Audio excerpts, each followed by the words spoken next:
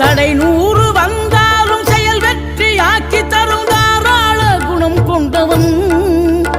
நீ வலை வீசும் அறிவுக்கு தொலைவானவானாகி மாறாது அருள் செய்பவன்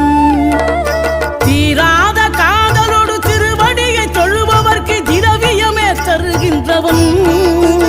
நீ தாராள உள்ளமோடு தவக்கோலம் கொண்டு பெறும் தார்மீக பொருள் தந்தவன் தார்மீக பொருள் தந்தவன் ஆறுபடை வீடும் அருள் வழங்கும் முருகா